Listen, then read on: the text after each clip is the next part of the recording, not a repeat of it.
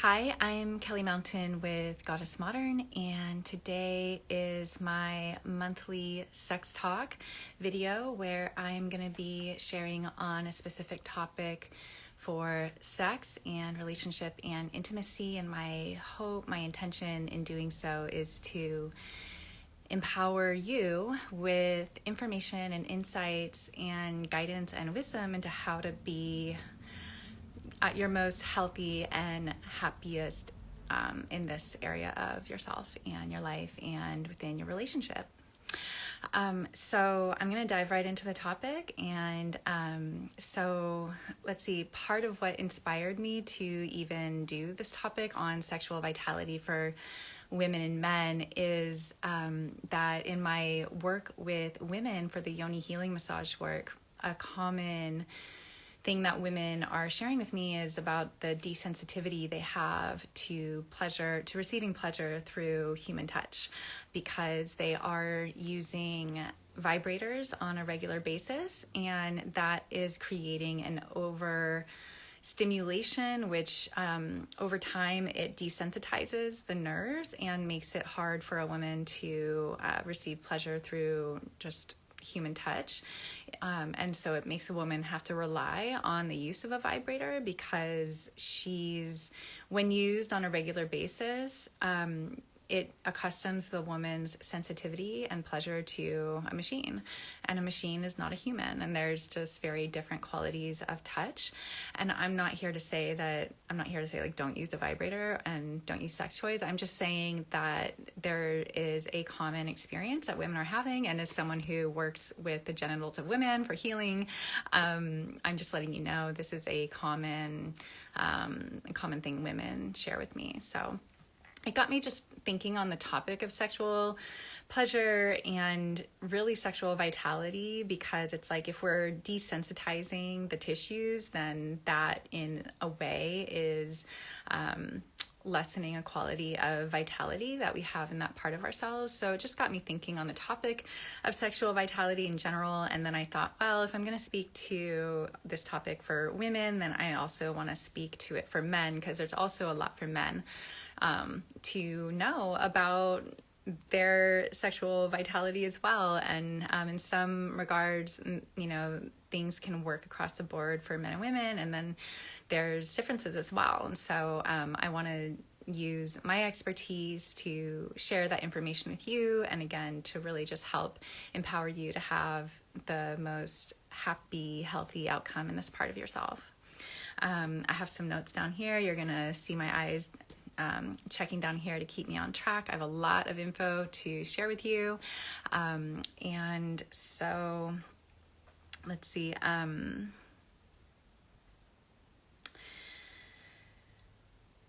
Yeah, I guess like on the topic of men, I'll say that one of the things that's also really common is like men of younger generations are also having issues with overstimulation leading to desensitizing their ability to receive, high quality pleasure and enjoyment through human touch, just like regular interactions with another person. Specifically meaning like, because men tend to use masturbation as a form of self-care in their lives, and it tends to be done with porn. And I mean, I've talked to a lot of men about how they relate to this part of themselves, and I've had many men tell me like, I could do it 3 or 4 times in a day if I want to, and some do, and so I'm not here to say that there's anything wrong with that, but I will say that, again, like as someone who's been, working in sacred sexuality with people for almost 10 years now, I'll say that men of younger generations have, there's a lot of men that struggle with erectile dysfunction and premature ejaculation. And a lot of it is because of the ways that they overstimulate themselves on a regular basis. And it's also because if they're doing it to porn, I don't have any judgment against porn as long as it's done in healthy ways, and not only like created in healthy ways, but consumed in healthy ways too. But it is like, if it's over consumed, then, not only is the man overstimulating and desensitizing himself, he's visually kind of like wiring his attraction and his pleasure and arousal to what's happening on a screen. And that's just, for most people, not going to be replicated in real life. So, these things influence a person's sexual vitality. And so that's a part of what we're going to be talking about here. So in this video, I'm going to be talking about general lifestyle patterns that support sexual vitality, some foods, herbs, and supplements, a self-pleasuring practice for men and women, a link between sexual vitality and overall general wellness. And I'm also going to share a little bit about my own experience of what it's like to be, in my early 40s, in this day and age, and my personal lifestyle and my own relationship to like where this is at for myself. I just feel like it might be helpful for other women out there as well. And, okay, I'm going to start with women on this topic. So again, just be aware that when it comes to pleasuring yourself with vibrators, that you are, in a sense, programming your body. You're getting your body used to that kind of stimulation, and clearly that's a machine and it's not a human. And so just be aware and mindful that regular use or overuse certainly is going to have an effect. And again, like, I'm seeing this in my client work for the women's yoni healing massage work that I do. Women are telling me that they just don't feel as sensitive to receiving pleasure through touch. And for me, that's part of why I wanted to make this video on this topic, is because women, I'm here to support the longevity and the vitality of your pleasure, because when the woman's happy, everyone's happy. And I think sexual vitality is definitely a part of that. So, I just want to be here for you and just let you know this is a thing. This is a thing to be aware of. And, some women like experience it to a degree to where they don't even, it's really hard for them to receive pleasure through the touch of their partner, because they've been using vibrators for so long that their bodies are accustomed to that kind of stimulation. So again, I'm not saying anything's wrong with that. I'm just saying, if this is a topic you care about, it's just good to be aware, and to, make sure that, like, if you're enjoying vibrators, just make sure that you're also balancing it out with human touch as well, whether it's your own self-pleasuring practice or whether you're with your partner. For women as well, I really want to remind you of the benefit of the Kegels exercises. It's really good to do them every day. And what's nice is, like, you can do them at any time, right? And nobody has to know. I think it's great to use, like, mundane tasks like driving from one place to another to get them in for the day. But it is a part of sexual vitality for a number of reasons to do the Kegels exercises. Not only are you strengthening and toning the muscles in the vagina, you're just energetically connecting to that part of yourself.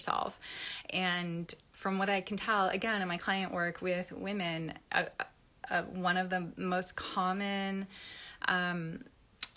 things that women are sharing with me are about how they feel disconnected from their lower body. And I think there's a lot of reasons why on a collective level this would be so.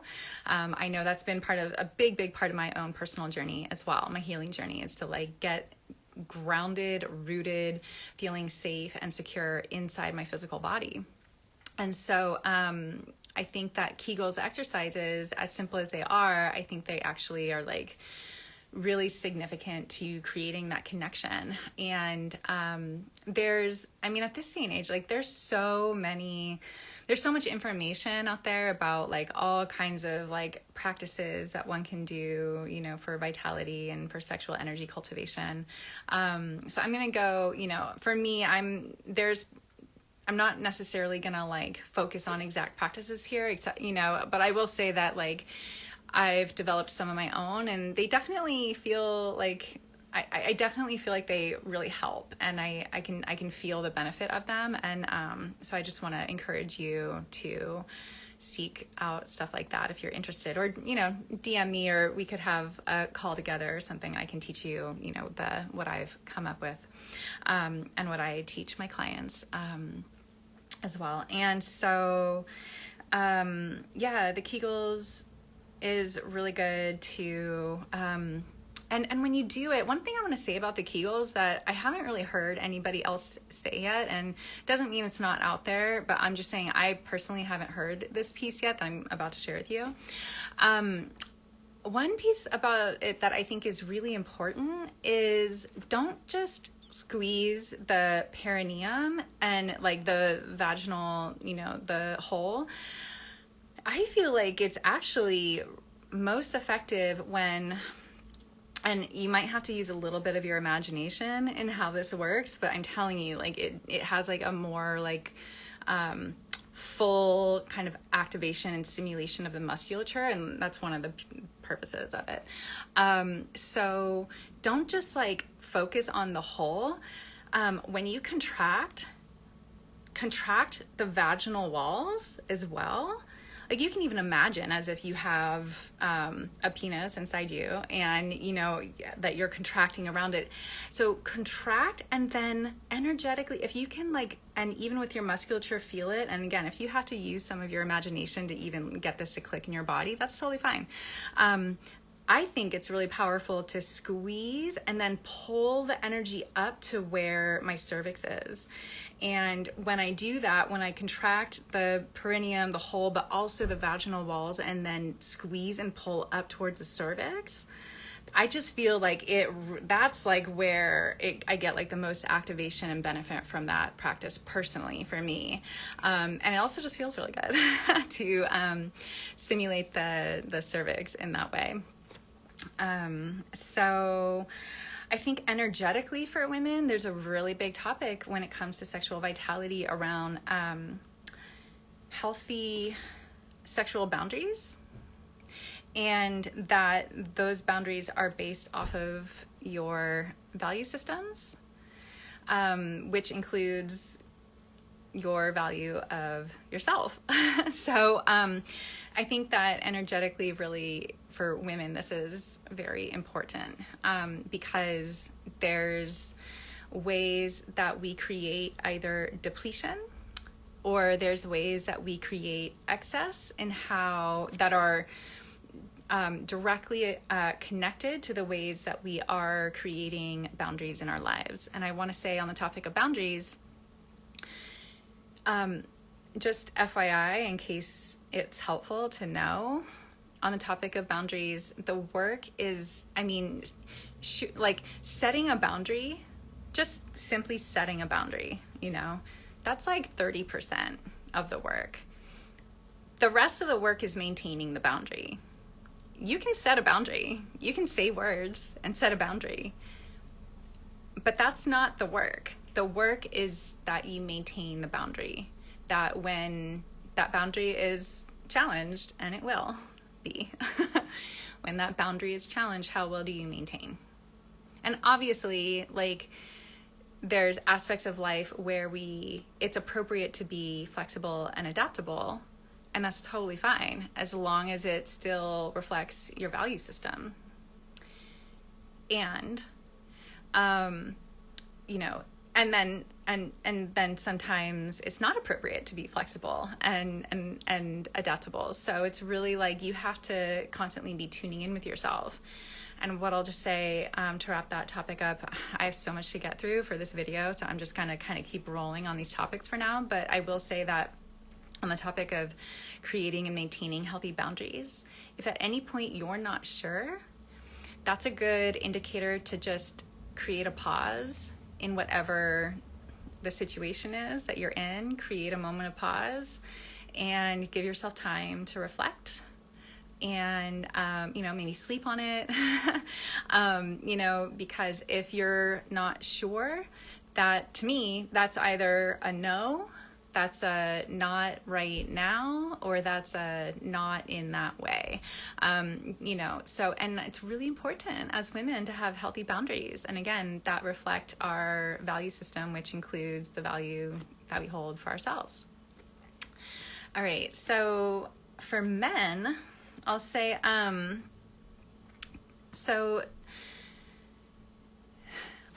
a big part of what influences my perspective on this topic of just overall vitality, but certainly sexual vitality as well, is my training in Chinese herbal medicine. So what I'll say is that in that system, the part of ourselves that has to do with sexual vitality, all things sexual energy, reproduction, it is directly connected to the kidneys and adrenals. And I would say that it also is connected to the liver as well. So where the kidneys and adrenals really are like the storehouse of the vitality of that part of ourselves, I would say the liver is the general. In Chinese herbal medicine, it's known as the general. It conducts the flow of blood and qi all over the body. So I think that really taking care of the kidney system and the liver is very important for just overall vitality and longevity. And so men, one thing a lot of men don't know is that, one thing that men do know is that they tend to lose energy after ejaculation. And so from a Chinese herbal perspective, men and women alike, we all come into this life with a certain amount of vitality, of life force energy, and we begin spending that life force energy once we're born. And once we spend it, we can't get it back. However, we can strengthen what we still, in a sense, have in the bank. And so, men, it's important for you to understand that your ejaculation is a spending of your life force energy, and that you have a limited amount. And there's this message of spend wisely, and just be aware. Are you, if you're spending, 3 or 4 times a day with a screen, ultimately, if that works for you, and if that's, part of your value system, and if that's where you want to, spend your currency, then that's up to you. But if the topic of sexual vitality and longevity matters to you, then you're really going to want to consider whether or not you are spending wisely towards your values, and your goals. Ultimately, do you want to be able to have erections later into your life? And by the way, I will say that for older people, it's very common that men are not able to perform sexually at a younger age, and women surpass the age that men can perform sexually. And then women, it's common that they just feel a little bit men, and these are older men, and there's a number of things that influence this dynamic, but basically there is a dynamic where men and women that are older, the men, they lose their ability to perform sexually, and then they just kind of also lose interest in pleasuring their woman altogether. It's almost like if they can't have sex, they're not going to do anything. If they can't have penetrative sex, they're not going to do anything. And it's a real disappointment for a lot of those women that are in those partnerships. And I think that's very understandable. I would be really hurt if my partner at 80 years old just decided that he didn't want to please me anymore just because he couldn't penetrate me with his dick. So, it's just it's good to just think about the future of this part of yourself. And, to some people like me, it does matter. And, to other people, it doesn't matter. So I'm not here to say that your relationship, that there's any, I'm not here to say there's anything wrong with it or you need to change anything. All I'm saying is if you care about it like I do, these are important topics to think about. And I'm here as a resource to help support you in that. Okay.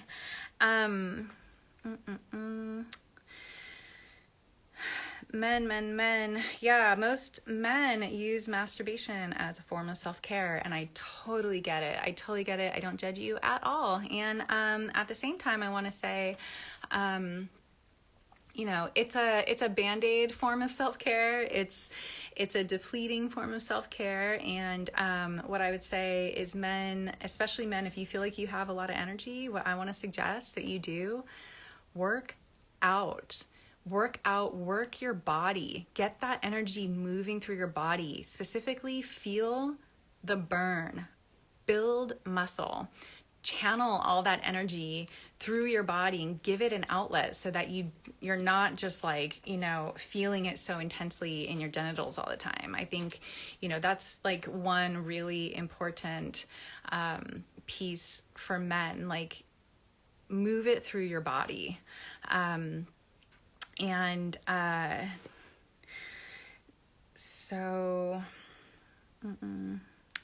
would say, for both women too, and men, I think self-massage is also a really good vitality practice, sexual vitality practice. So just self-massage, like for circulation of chi and blood flow. So all around your genitals, your pelvis, for women over your womb and your ovaries, and over all the genital tissue, and I love it as a almost daily practice, maybe like a few times a week, just like, it's really nurturing to give to myself in this way. And so I highly recommend that you bring that into your like at least like weekly self-care routine, and for women too, to include breast massage, to just keep all the tissues supple and healthy and vital, and ultimately fed with nutrients. That's part of what massage does, feeds with nutrients and chi flow, life force. So I would say for men, energetically healthy, there's like a topic around, whereas like women, I feel like energetically there's a big topic around healthy boundaries. I think for men there's a big topic around healthy sexual discernment, and perhaps they're kind of two ways of saying the same thing.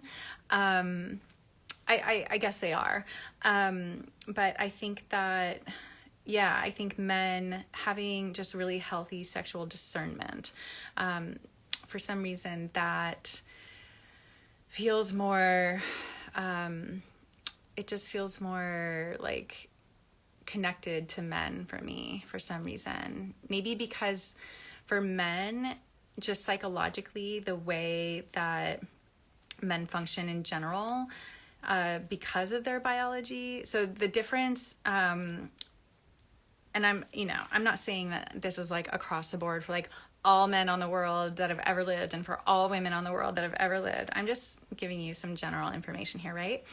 So for men, the fact that they have like 1 million sperm in one ejaculation, right? And they can do that if they want like 3, 4, 5 times a day, right? Men are highly fertile creatures, especially when you compare it to women, right? We have our one egg every month. We're fertile for a few days out of the month. If that egg gets fertilized, maybe it'll become a full baby and be born, right? So these two very stark differences in levels of fertility, from what I can tell, very much influence men, the psychology of sex for men and women. So that's, I think, one reason why women do tend to have like a need around like healthy boundaries.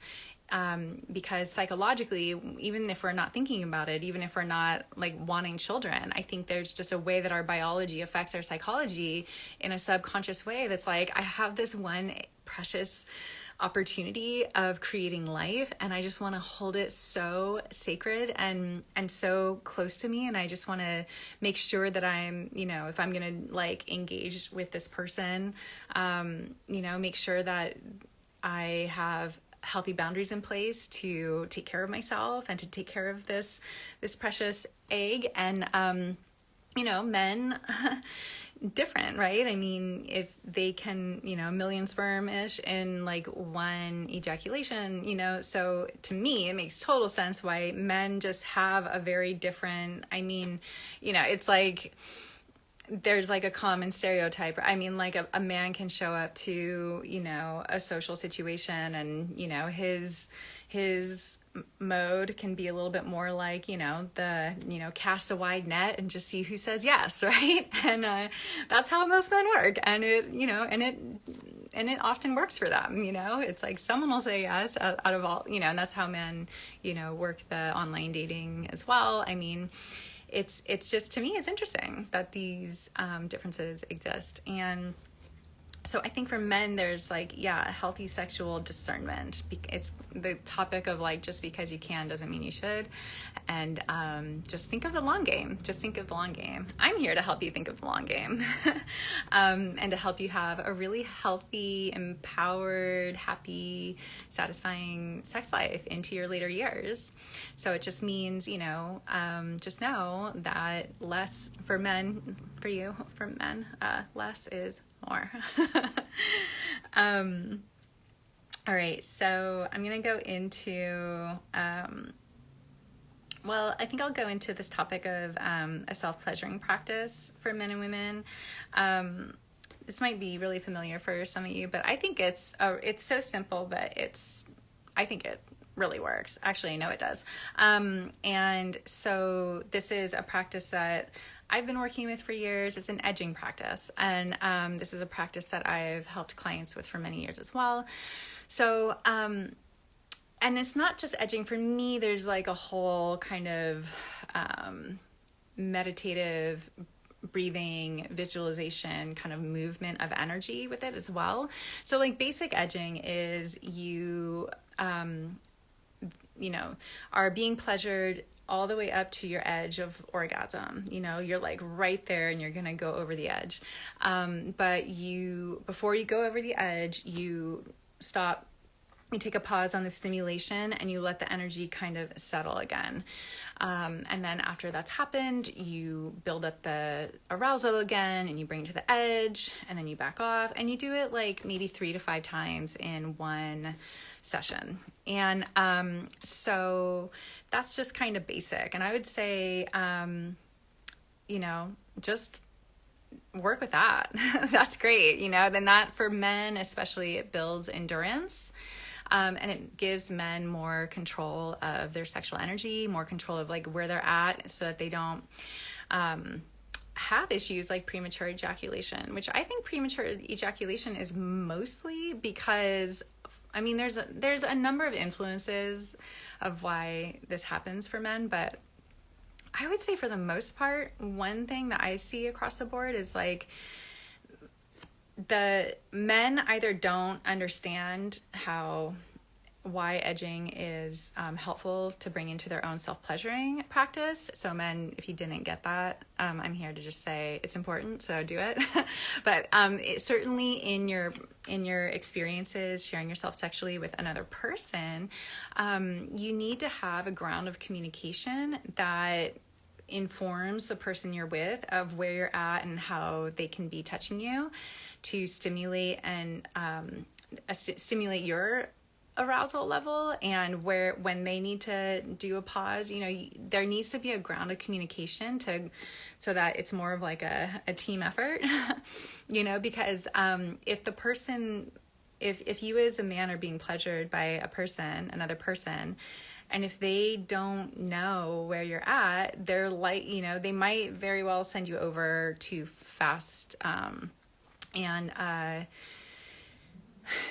So it's helpful to have just like a ground of communication and kind of like almost like a little game plan of like how you're going to do this together, ultimately to like build your endurance and to give you as a man an opportunity to get more control over your energy by doing so.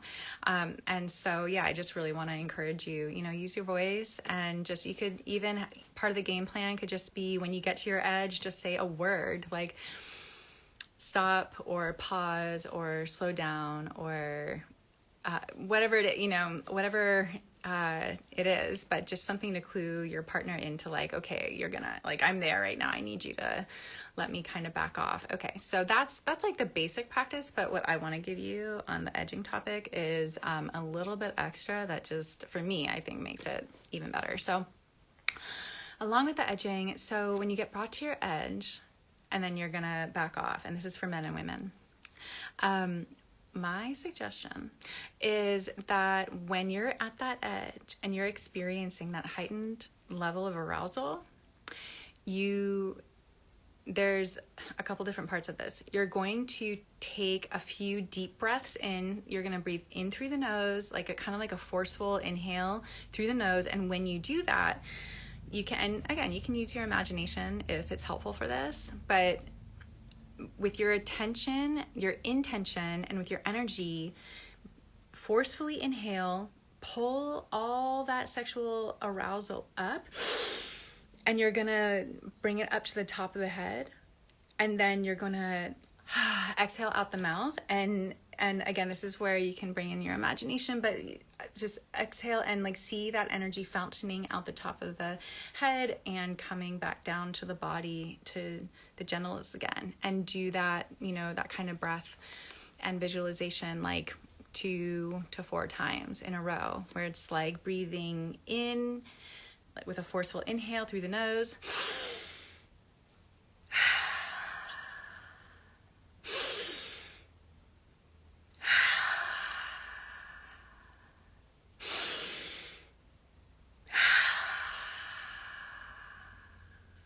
very simple, but it works. Part of why it works is you're actually, by doing so, you're circulating the energy of that sexual arousal through your entire body. It's bathing your brain and all your organ systems when you're doing that. Your sexual energy, that heightened energy of arousal, that is a vitality elixir. And when you work with it consciously, it's really good for the bodies, and again, really good for the kidneys. And so I highly suggest experimenting. It's fun homework, fun experiments. So yeah, that is what I would recommend as a self-pleasuring exercise for both men and women. Back on the topic of self-pleasuring for women. So I know that I'm here saying like, hey, just be careful, don't use your vibrator too much. But I will say that's something I discovered recently. So by the way, I've actually never used a vibrator. I've just never been drawn to them. And I just knew intuitively I didn't want to get myself tuned to that level of stimulation. I just really wanted to keep myself sensitized to human touch. And I've just, for some reason, always kind of felt that way. And part of what I'm going to do in this video is share with you a bit about my own personal journey, about, my relationship to this part of myself, being a woman in my early 40s, and how it connects to like sexual pleasure and sex toys in this moment for you is... I recently, I'll just say in a nutshell, my personal journey, like experience with that part of myself, I go for long periods of time of total abstinence, and I've had now in 10 years, I've had 4 blocks of time of like 2 to 3 years of complete abstinence, and then in between, I'll have like a very short-term, very powerful connection with a lot of sex, and then just like 2 to 3 years in between, and so that's been for 10 years. And so, I am currently in a 3-year block with that. And I'm in my early 40s, and I'm really feeling how unnatural it is to be in my early 40s and not having a sexual partner. And honestly, I mean, like, sex aside, how unnatural it is to be in my early 40s and living alone, working for myself, like, creating my whole life for myself, like I'm not in community sharing and building and growing something every day, just to have like, that much just on my own shoulders. I mean, it's, I think it's very unnatural, and I absolutely feel the burden of it, at times. And even though there's a lot of freedom too, which I love. And at the same time, I'll say sexually, I definitely am feeling how unnatural it is to not be penetrated on, a more regular basis. And so, and I actually, because I'm starting perimenopause this year, I've been really feeling this like intuitive connection between, wow, not only, because being penetrated and sex, I mean, it's like, it's the hormonal cascade that it creates in the body that I think is really important. Serotonin, dopamine, oxytocin, and I just feel the depletion of those hormones in me. And so I decided recently, like, okay, I really need to take matters into my own hands. And even though like I've had a self-pleasuring practice, for years, but just like stimulating my vulva, like I haven't been like penetrated and have had like a cervical orgasm in years. And I think there's something really important for women. I know for myself, like I think there's like that cervical orgasm is really important. So what I want to suggest for women as an option for a sex toy, I would say, I got myself this obsidian. It's a pleasure wand made of obsidian, and it's fabulous. And I highly recommend. And so it's like long, and it's like basically a dildo, but it's made out of obsidian, and it's like long and smooth, kind of feels like glass. And so I can give myself the cervical orgasm, and it's beyond the pleasure of that, which is immensely wonderful. I think I just know that it's actually helping me to balance my hormones. And so I'm a big fan. I'm pretty much telling every woman I know, and so I'm telling you here now. So using that while just using, digital stimulation on the vulva at the same time is amazing. And I would say maybe a great option for some of you that are like, no, I love my vibrator. I just want to say, like, there might be something better here for you. So you can take that and do whatever you want with that, obviously. I have a link to the one I bought. If you want to DM me, if you're interested, I'll send you the link. I literally am like sharing it with like all these women I know because I think it's fabulous. Little personal information in this video today for you, but let's see. Yeah, I'm just looking at where else I want to go with this topic right now. The next place I'm going to go is into lifestyle patterns that support sexual vitality. So in Chinese herbal medicine, like I was saying at the beginning, yeah, there's a direct link between the kidney and adrenal systems for sexual vitality and all aspects of vitality in our body, kidneys and adrenals, and there's also the liver. Okay, so one thing to know about the kidney and adrenal system is that lifestyle patterns are the most important if you're needing to focus on that system and getting it into a healthy, balanced place. With the kidneys specifically, it's a kind of thing where no amount of money that you spend on supplements and, like massages and treatments and stuff. I mean, yeah, sure, all that stuff is certainly going to help. And I'll say if you have the availability to, get all that support on deck, definitely do it to support yourself. And at the same time, when it comes to the kidney systems, it's really about healthy, balanced lifestyle patterns. So I'm going to go into a little bit right now of what that looks like. First and foremost, healthy, regular sleep patterns. So if you are someone that struggles with sleepless nights or insomnia, I feel for you so much with that, because I went through my first experience with insomnia a few years ago. I went through this horrible breakup and I got insomnia for a whole year, and it was torture. torture. And so I get it now. And what I learned when going through that was like I had to design like a whole I had to actually change my entire daily self-care routine. I had to completely shift everything to just focus on getting my sleep back on track. And it was really hard, honestly. I got confronted with all kinds of ways I was resistant to making changes, but I'll say that I did it and it worked. And what I want to share with you here is that if you're struggling with sleeplessness or insomnia, that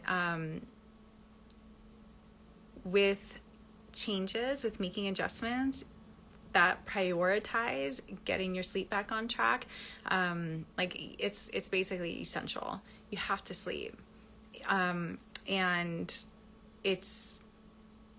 I just can't even, like, I think insomnia, like not sleeping, to me, I see it on the same level of like importance of like breathing.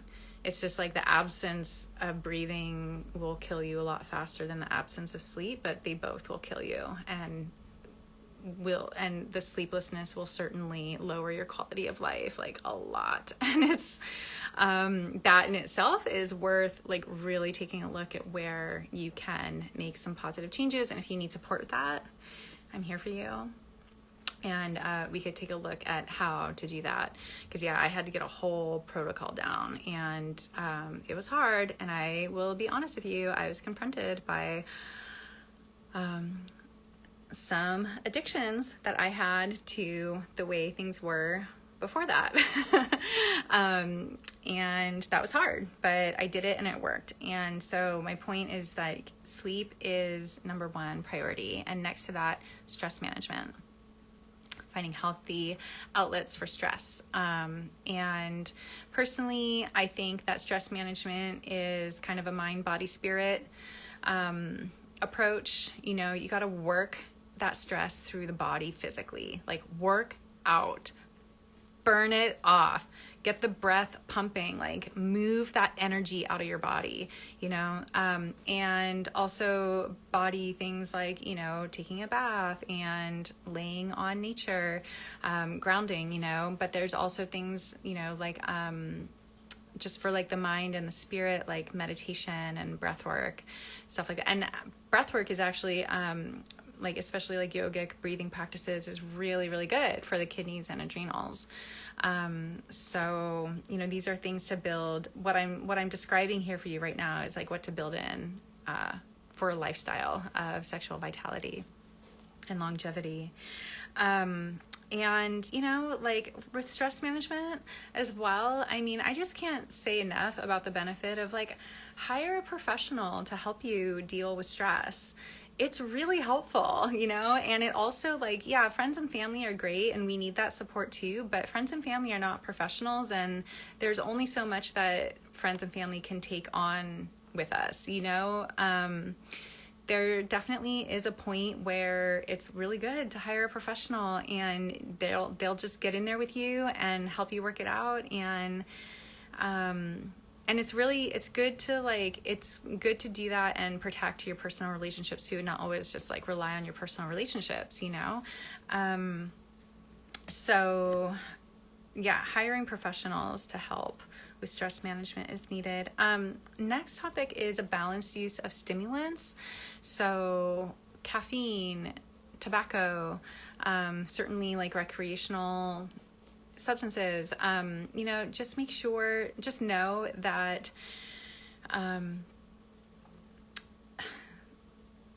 it's again back to that spending of like the currency of your life force, so like for instance, again from the Chinese medical perspective, the way it works is like when we drink coffee or caffeine, the feeling that we're getting from that caffeine is actually a release of our own life force energy that gets flooded into our body. It's not that the caffeine itself is the thing that we're getting that buzz off of. We're actually, it's almost like we have these like the kidneys, these 2 buckets of our life force, and you drink caffeine and just kind of like, and it's filled with like, if you could just like, I'm just metaphorically speaking, these 2 buckets are like filled with like the nectar of our life force. You drink a little caffeine and just kind of like tips the bucket, pours a little bit of the life force out, and floods it through the body, and that's what we're feeling. And it feels really good, right? But the thing is, again, you want to make sure that the amount of tipping you're doing of that nectar, the life force energy into the body, you just want to make sure that it's balanced, and like you're not kind of like dumping with like a pot of coffee a day and, tons of cigarettes, and then staying up late and partying. And, it's just like lifestyle is really important. And I'll say that across the board with my client work, again, especially young men who are overstimulating themselves and are not getting enough sleep and are not managing stress well, and they're not taking care of themselves, it's having an effect on the health and vitality of their sexual energy and their quality of sensitivity and and ability to perform. I mean, I think it's a big deal. And I'm just here to share this information with you in case you think it's a big deal too. I just want to let you know this is what's up. And these are important things to consider. So another aspect of the lifestyle patterns is having a sleep schedule that's more in alignment with the circadian rhythms. I know some people, they want to push against that and say like, but I'm a night owl. I'm not here to I'm just giving you information, and you obviously do what you want with it and you work it into your life in whatever way you think it's going to apply. I'm just saying that having a sleep pattern of, going to bed at a decent hour, between 10 and 11, waking up, or between 9 and 11 even, waking up sometime between like 5 and 6, 5 to 7, it's just more in alignment with the circadian rhythms, and it's going to be healthier for you rather than like, some people have a rhythm of like go to bed at 2 and wake up at 10. And, I think that's just not going to create a balance over as a lifestyle, as a way of life. Sorry, I gotta get a drink really quick, guys. My mouth gets dry on these extended monologues. And I hope it's helpful for you. Okay, I'm gonna go into the topic of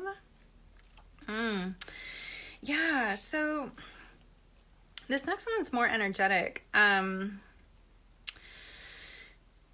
Health and integrity of one's boundaries and like the container of their being and their life. And so this is kind of like,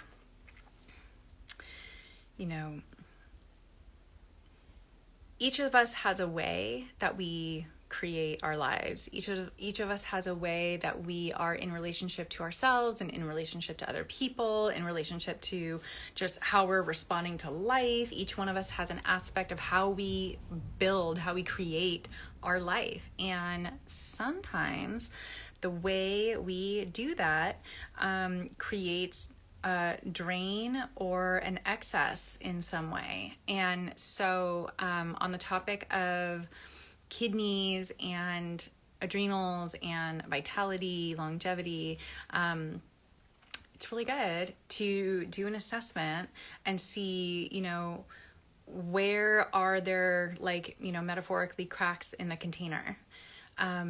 Because if energy, which is chi, your life force, if it's leaking, that means it's not being contained. It's not being held in those buckets, right? It's not going in the buckets, it's leaking out. And so there's a lot of ways that we create drains and, leaks of energy, cracks in the container. And some of those ways are, our relationship to time, the way that we manage our time. Some of it could be relationship to resources, and whether our relationship to resources is building or maintaining or is leaking. And some of it, is around like, are we compromising our self-care in some way? Are we over-committing? Are we overextending? Are we people-pleasing?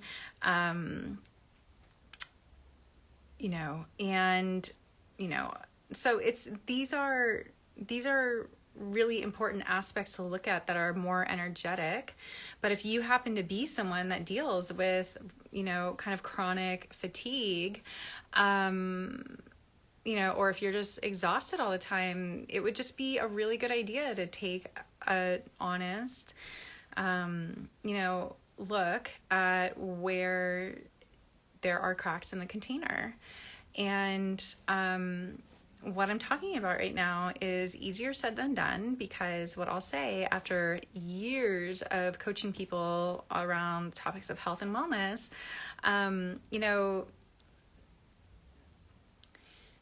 people, when the topic of addiction comes up, people tend to think of like all the obvious, right? Like substances, food, sex, shopping, gambling. I would say most people are addicted to their lifestyle habits.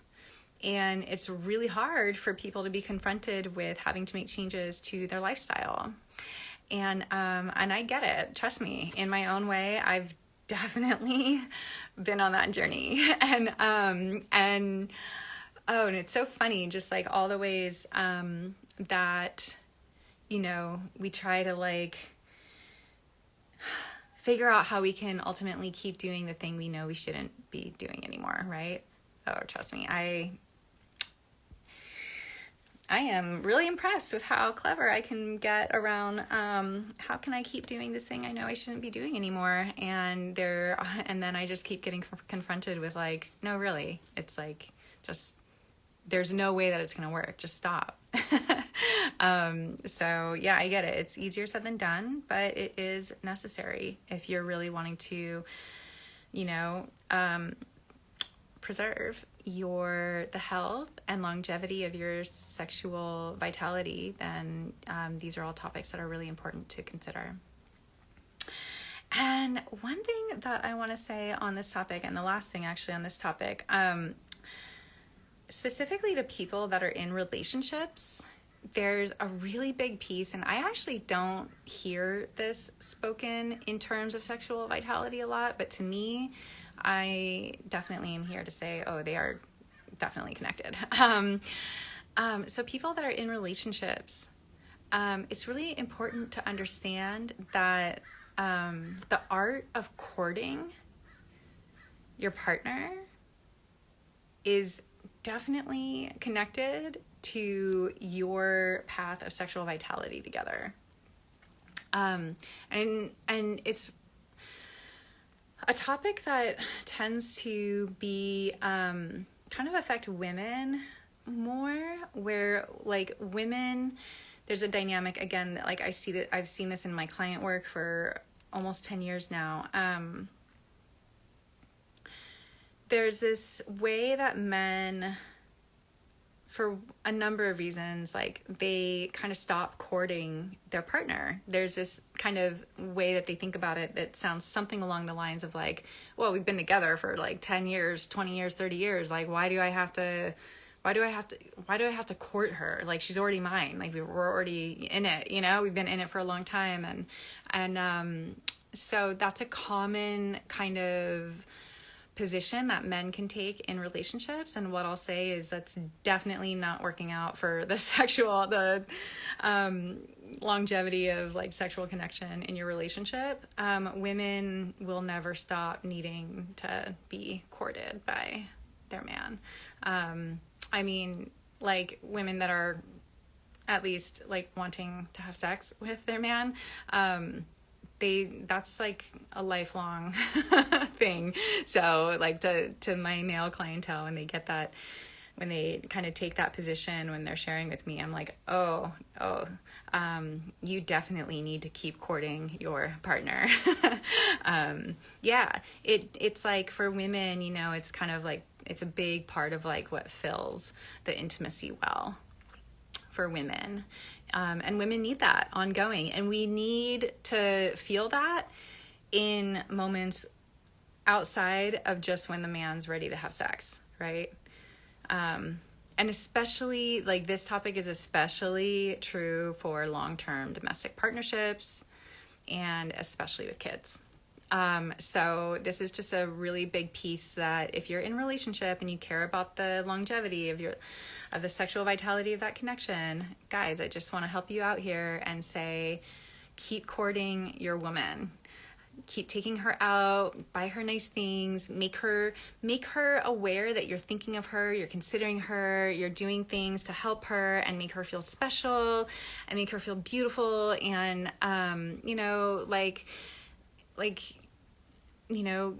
keep the fun and the adventure and the play going. Really, really important. So let's see, almost at an hour here in this call. Foods, herbs, and supplements. Okay, I'm just gonna like breeze through this because I gotta wrap up in a little bit. I hope this has been helpful for you, helpful or inspiring. Okay, so foods, herbs, and supplements. So, really, when it comes to herbs and supplements, I'll say it's like you have to see a clinical practitioner for that. So like, I really love working with Chinese herbal medicine. I know that there's like a number of, systems available at this point that people can go to. I would say like it's worth spending the money, getting a consultation, getting herbs and supplements that are really specific for you. And one reason why I love the Chinese system is it's truly holistic, mind, body, spirit, in ways that I just aside from Ayurveda, which is where Chinese medicine came out of, those are like the only two medical systems to my knowledge that really are fully holistic, have the mind, body, spirit connection fully understood. For instance, that our organ systems are actually the origins of our emotions. So different organ systems store different emotions. So this is why the Chinese system, for instance, is really helpful, because it can work on all the levels of mind, body, spirit, and in a really holistic, integrated way.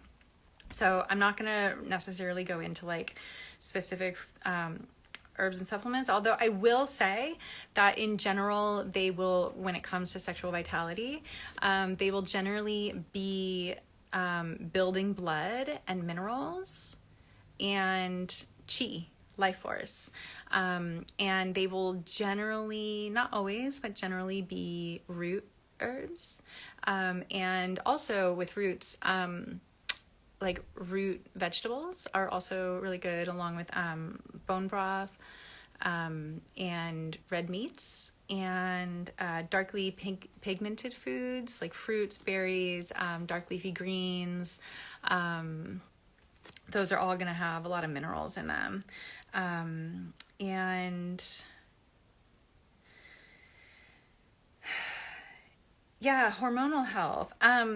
And this is a whole big topic. I don't have time to go into all that. I'll just say it's important to live a lifestyle with considering your hormonal health. So certainly stress management is a big part of taking care of your hormonal health. Things it's really good to wait to have your caffeine in the morning for at least an hour, maybe 90 minutes. It's better on hormonal health to let the hormones from just waking up in the morning and kind of transitioning to being awake, let all those kind of flush out of the body before, throwing a bunch of caffeine in, and over time that can create, it's one of many things that can create hormonal imbalance over time. And, sleep patterns are going to be for hormonal. There's a lot with hormonal health. That's a whole video in itself, a whole series probably. So let's see, I'm going to do a time check. Yeah, I think I'm at about an hour. This was a really packed video. So if you want to go ahead and rewatch it from the beginning, I go over a lot of information. I hope it was helpful.